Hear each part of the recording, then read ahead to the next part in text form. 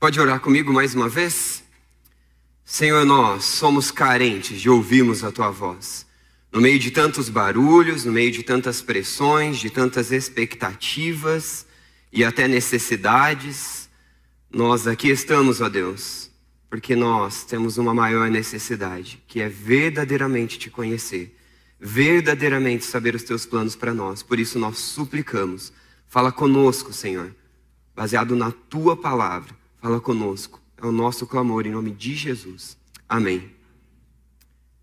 Gente é um negócio esquisito, não é mesmo? Tem gente esquisita demais. Tem gente tão estranha que só de olhar para elas, a gente já fica um tanto quanto incomodado. Você tem um irmão, um parente, um amigo, daquele que se junta para rir de alguém? Ri da aparência de alguém, ri do jeito de falar de alguém, ri disso, ri daquilo outro. E eu estou vendo muitos rirem. Imagino que estão passando pelas suas mentes pessoas. Tem pessoas esquisitas demais, tem pessoas fedidas. Já viram aquelas pessoas que não dá nem para chegar perto? Mas tem aquelas que passam tanto perfume que dá até enjoo de chegar perto delas. Mas também tem aquelas que falam demais, são tagarelas. E aquelas que não falam nada. Tem aquelas que são extremamente expressivas, expressam tudo na sua cara. Nojo, pavor, rancor e tudo mais. Tem alguém na sua vida, talvez na sua história de vida, não necessariamente vinculado a você, linkado a você, que é o tipo de pessoa insuportável? É o tipo de pessoa que, pelo que ela faz ou fez, é até um tanto quanto desprezível? É o tipo de pessoa que merece o desprezo, o tipo de pessoa insuportável? Tem alguém assim? Você conhece alguém assim? Passa na sua mente alguém quando te surgem essas reflexões? Vamos à palavra de Deus? Vamos verificar o que Deus tem a nos falar nessa noite. 1 Coríntios capítulo 13. Abra sua Bíblia comigo lá. 1 Coríntios capítulo 13. Enquanto você abre, eu quero compartilhar com você um pouco do contexto dessa carta, da razão dessa carta. É importante que a gente entenda que Paulo escreveu essa carta possivelmente na sua terceira viagem missionária.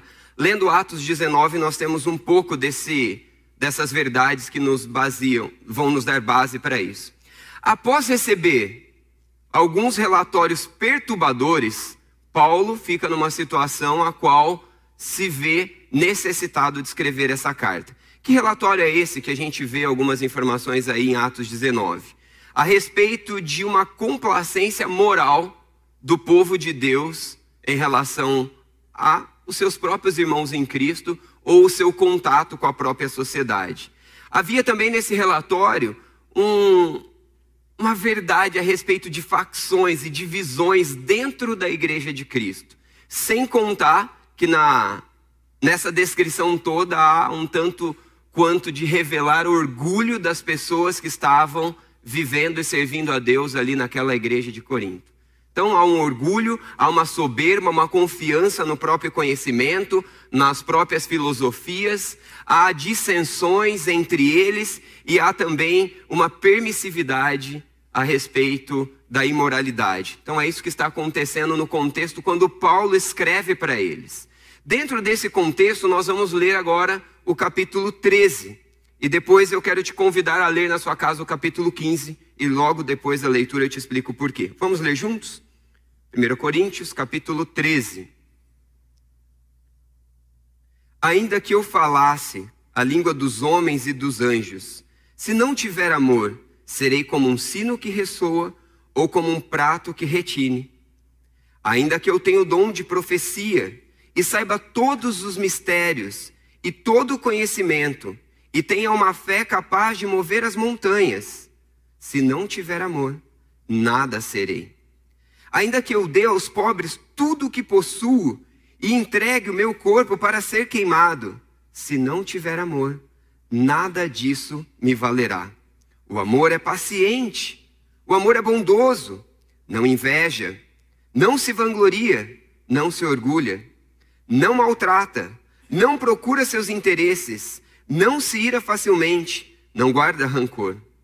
O amor não se alegra com a injustiça, mas se alegra com a verdade. Tudo sofre, tudo crê, tudo espera, tudo suporta. O amor nunca perece, mas as profecias desaparecerão. As línguas cessarão.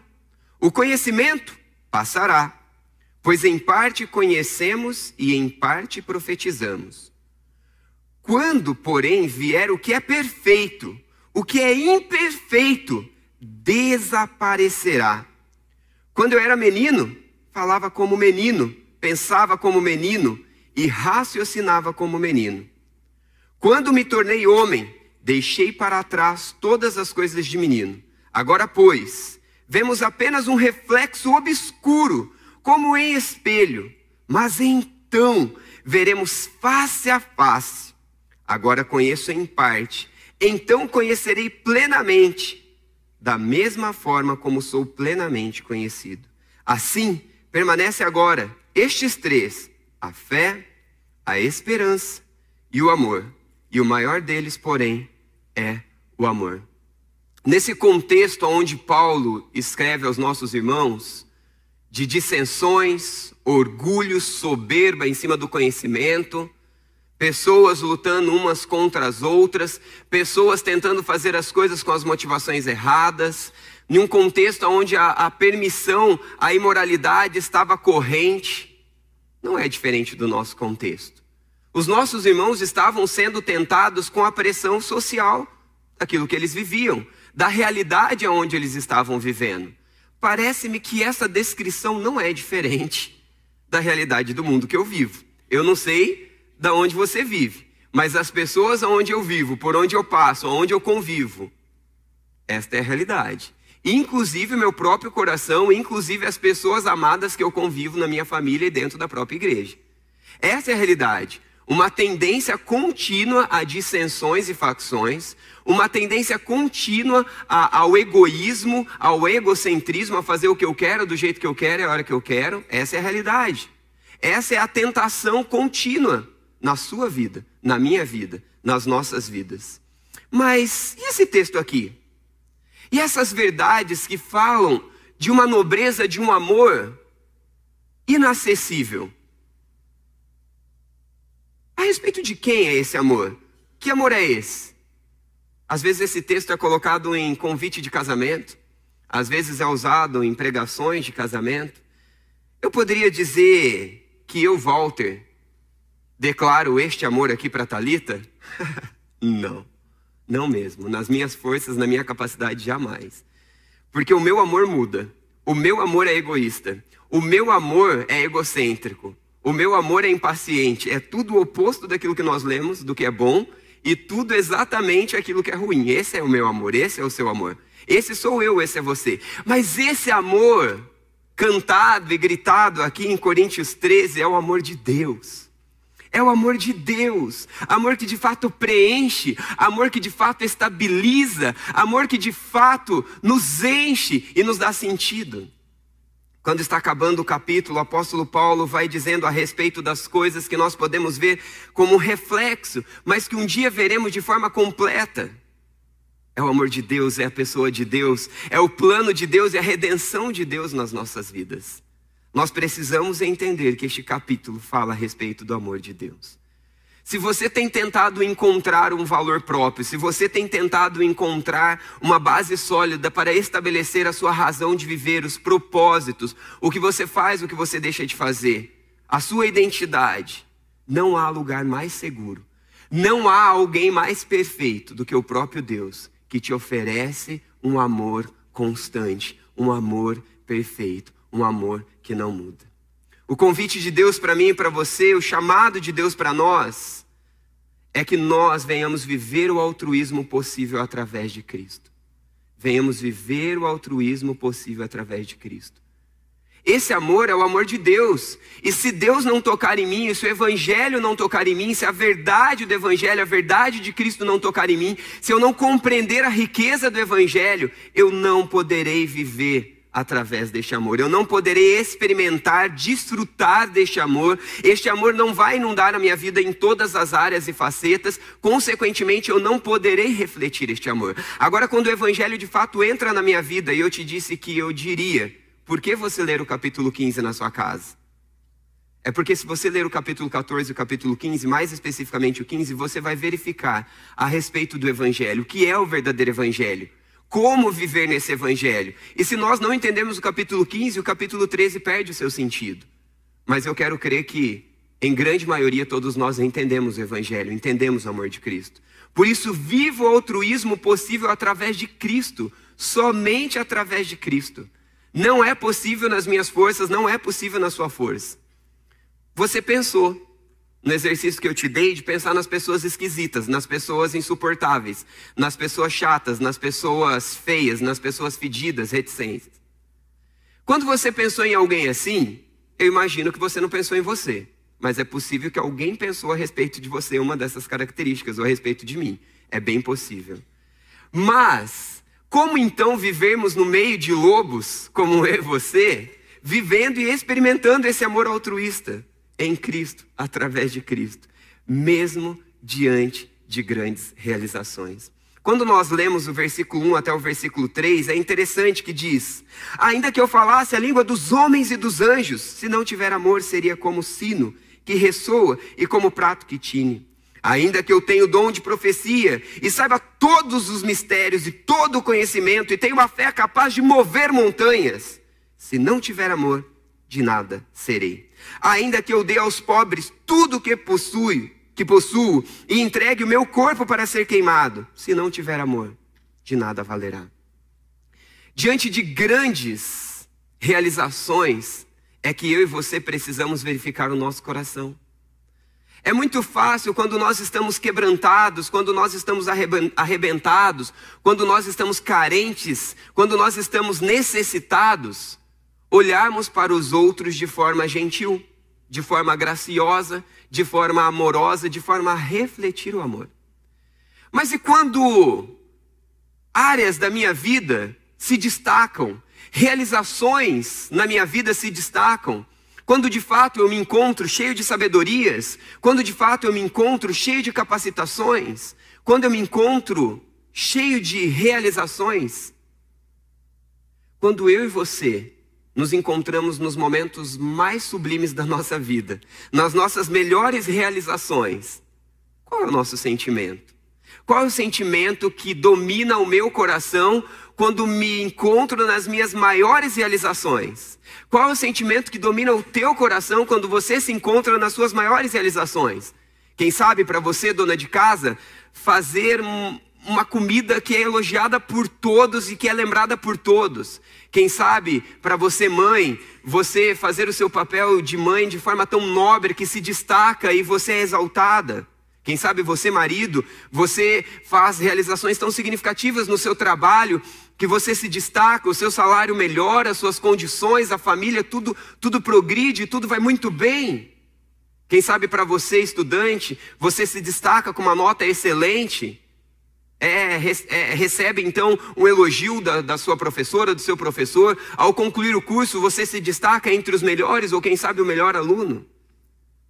Quem sabe na igreja, você e eu nos destacamos porque fazemos isso ou aquilo, ou deixamos de fazer isso ou aquilo.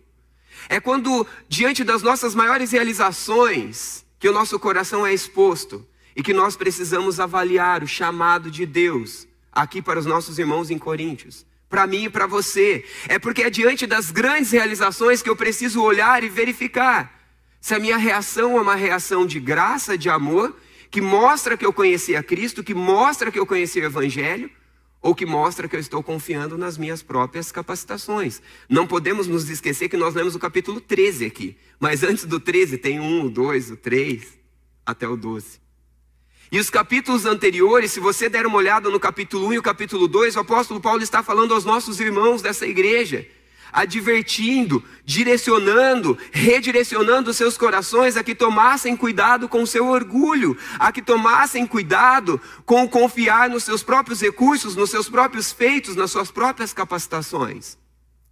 Quando chega no capítulo 13, essa declaração maravilhosa a respeito do amor, o amor que nós encontramos e podemos nos refugiar em Deus, mas o amor que nós podemos viver e também refletir. Nós somos relembrados nesses 3 versos, que nós podemos viver um amor altruísta através do poder de Cristo, mesmo diante das nossas maiores realizações, mesmo diante dos momentos de sucesso na nossa vida. Vocês crianças, vocês adolescentes, qual é o melhor momento de sucesso?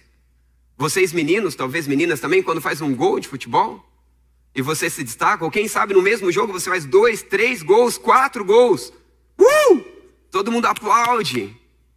Ou quem sabe diante de um jogo de videogame, ou uma brincadeira de cartas, você ganha, você se destaca, você é o bom, você é a boa.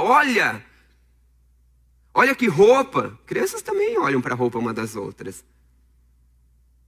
Qual o momento que a gente se destaca? Qual o momento onde as nossas realizações são grandes, são notórias diante das pessoas?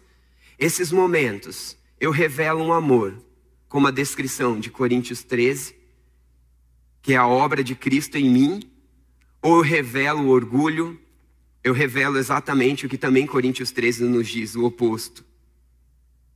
É possível para mim e para você vivermos esse amor altruísta em Cristo. Crianças, olhem para mim rapidinho. Olha só. A verdade é que eu e você não vamos conseguir vencer esse negócio. A gente gosta de ganhar. A gente gosta de aplauso. Isso não é só para as crianças. Vocês sabem aplicar para vocês, não é mesmo? Todos nós gostamos disso. É do coração humano, é do coração pecaminoso. Agora, como a gente vai lidar com isso? Eu vou fazer as coisas para ser aplaudido? Eu vou fazer as coisas para confiar e dizer que eu sou melhor do que o outro? Aquele chato lá na escola que ninguém gosta?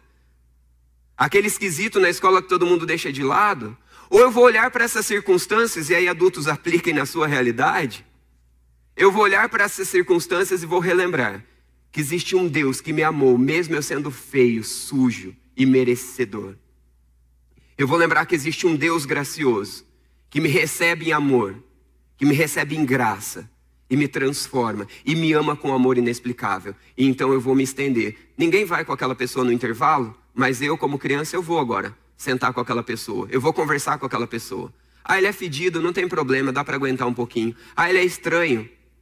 Tudo bem, o amor de Cristo me recebe assim, eu também posso receber ele. Somente Cristo pode fazer isso em mim e você. Somente Cristo pode operar em nós essa transformação que mesmo diante das nossas grandes realizações, mesmo diante de nos destacarmos, nós conseguimos viver a graça de Cristo, que nos ajuda a amar, que nos ajuda a respeitar, que nos ajuda a viver como verdadeiros discípulos de Cristo, que vive esse amor perfeito e reflete esse amor perfeito. Qual a motivação que tem movido a sua vida? Qual a motivação que tem movido a minha vida? O que te move a servir? O que te move a falar? O que te move a ficar quieto quando deve ficar quieto? Qual a motivação que te faz conduzir a sua família como você tem conduzido a sua família? Qual a motivação que te faz trabalhar como você trabalha diante das suas tarefas diárias? Qual a motivação que me faz vir à igreja e servir ou não servir? Qual a motivação eu tenho usado os dons que Deus confiou a mim? Qual a motivação eu tenho usado talentos e capacitações que Deus tem me dado? Perguntas como essas devem ser feitas diante de um texto como esse. Porque os nossos irmãos estavam se perdendo no Evangelho. Os nossos irmãos estavam se perdendo na arrogância. Os nossos irmãos estavam se perdendo na confiança no conhecimento. Os nossos irmãos se perdiam no egoísmo de olhar para si e ignorar os outros à sua volta. Quando eu pergunto qual é a minha motivação, a motivação pelo que eu faço, no meu trabalho, na minha escola, na minha casa, em cada uma das áreas aonde eu convivo, eu encontro outras respostas no próprio texto bíblico. Cristo me convida a purificar as minhas motivações. Cristo te convida a purificar as suas motivações. Deixa eu te dizer uma coisa. Não é possível para nós, seres humanos, naturalmente termos boas motivações. Eu vou te dizer de novo isso. Não é possível para nós, seres humanos, naturalmente termos boas motivações. O normal, o comum de mim e de você, sabe o que é? Temos motivações egoístas, egocêntricas, distorcidas, impacientes, iradas, sem amor, sem graça, reticências, tudo que o texto nos diz. e daqui a pouco a gente revê de novo. Mas Cristo nos convida a purificarmos as nossas motivações. O chamado de Deus para mim e para você é estabelecermos a nossa identidade. Estabelecermos cada um de nós a nossa identidade. Você estabelecer a sua identidade como filho perdoado, restaurado e transformado. Quando eu estabeleço a minha identidade em quem de fato eu sou, pobre, miserável, indigno, imerecedor, feio, sujo, fedido, estranho, esquisito, reticências. Mas eu entendo que o Deus de toda a graça deixou o céu e se manifestou na terra para perdoar um pecador imerecido como eu, imerecedor como eu. Quando eu vivo isso e desfruto isso e sei que ninguém pode tirar isso de mim, porque Deus me tomou para si, porque Deus me ama e a própria palavra dele diz que nada pode me separar do amor de Deus. Quando a minha identidade está estabelecida nisso, o que eu faço, o que eu deixo de fazer, o que eu falo, o que eu deixo de falar, e reticências diante de tudo que nós já falamos aqui, estão estabelecidas na identidade de um filho amado, de um filho aceito, de um filho perdoado. Mas de um filho que pode ser transformado em motivação, ação e reação. E é exatamente isso que o texto nos encoraja na sua sequência. Quero dizer para vocês que Deus deseja estabelecer a nossa identidade de forma restaurada, transformada, porque nos perdoou. Mas isso deve mudar a minha dedicação no servir. Isso deve mudar a sua dedicação no servir. Quando nós olhamos o versículo 1, a respeito do que nós podemos falar, a respeito do que nós podemos fazer. Quando nós olhamos o 2, o 3, os versículos que se seguem, a verdade é que em Cristo eu encontro um servir dedicado que coopera para o bem de todos, glorificando a Deus, fazendo bem para o outro, fazendo bem para mim, glorificando a Deus. Sempre é assim. Esse mover dedicado, esse viver dedicado, essa dedicação no servir. Quando a minha identidade está estabelecida em Cristo, quando eu entendi o Evangelho, quando eu vivo o Evangelho, eu vivo de forma dedicada, eu vivo de forma altruísta. Altruísmo sacrificial como resultado do bem que recebi de Cristo na minha vida. Eu recebi primeiro esse bem de Deus e agora eu estou refletindo, eu estou passando esse bem para os outros. Verifique que o versículo 1, 2 e o 3 são atitudes nobres de pessoas que vivem o amor de Cristo. Atitudes nobres que somente Deus pode fazer, mas que nós, conectados com Deus, podemos fazer. O versículo 3 ainda nos destaca de que nós fomos chamados a alinhar, a purificar as nossas motivações, as nossas intenções no Evangelho, nos sermos perdoados de forma paciente, mesmo quando a pressão e o meu coração me agitam contra, eu posso ser paciente através do poder de Cristo.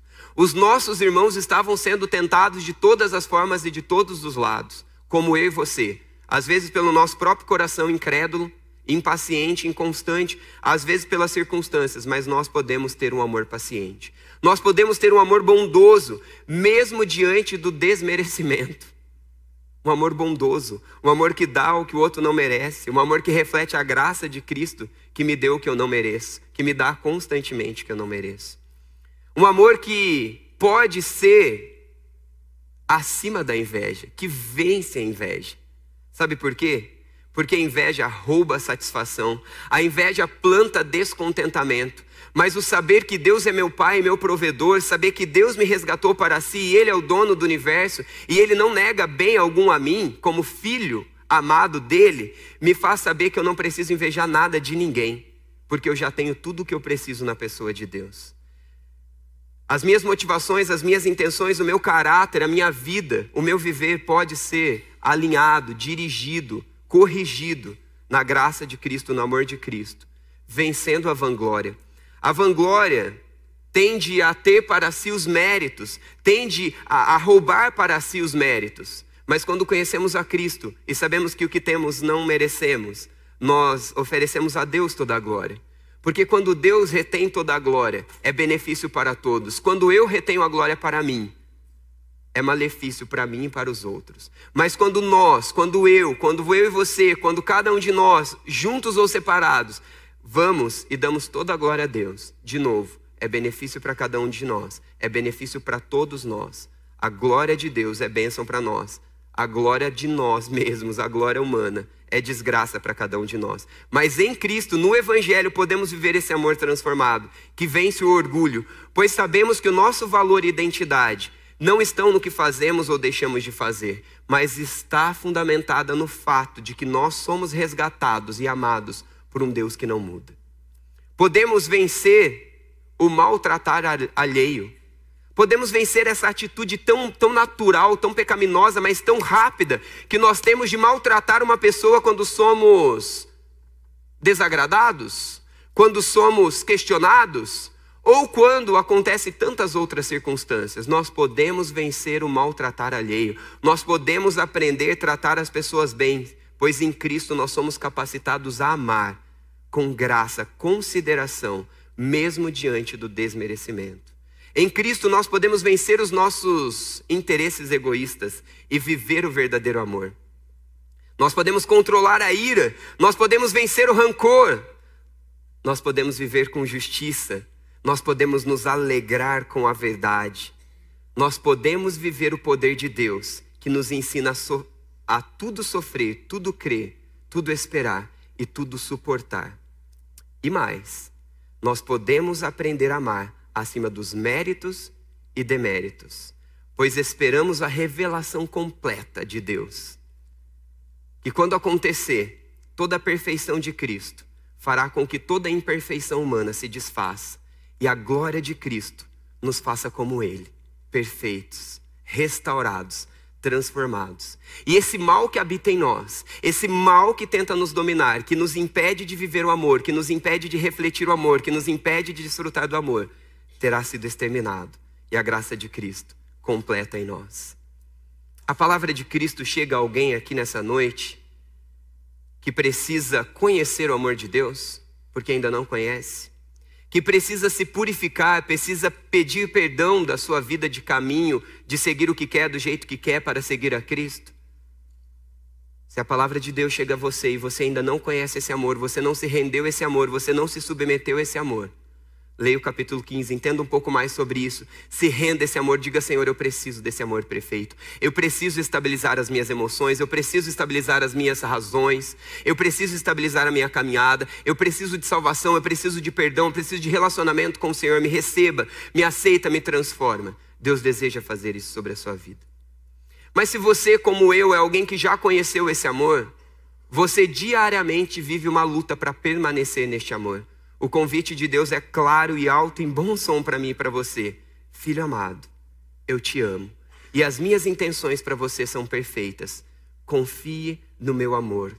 Deleite-se no meu amor. Identifique-se no meu amor. Permita-se ser restaurado no meu amor. Encontre sentido no meu amor. E viva refletindo esse amor, aguardando a redenção perfeita em Cristo Jesus.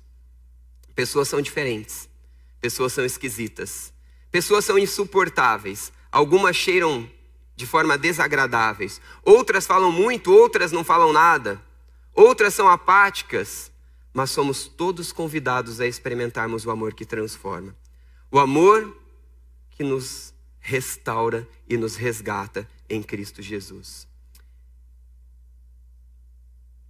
Existem famílias aqui precisando ser restauradas por este amor de Cristo, que me restaura, que me dá uma identidade e que me faz viver dentro da minha casa com uma identidade nova, que restaura o meu casamento, que restaura o meu relacionar com os filhos, que restaura o modo, a forma com que eu me relaciono na minha profissão, no meu ambiente de estudo, no meu lazer.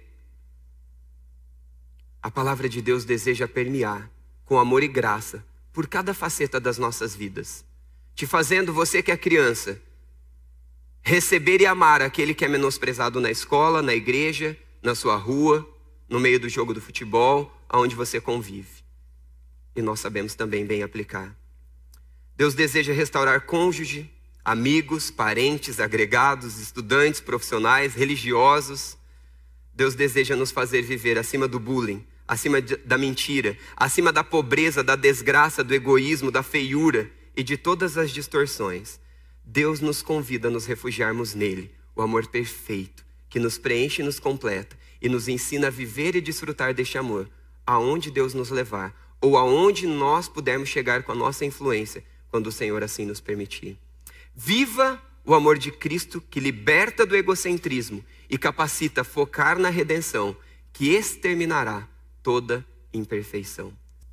Capítulo 15 fala a respeito da ressurreição de Cristo. Esperança eterna. Leia, estude.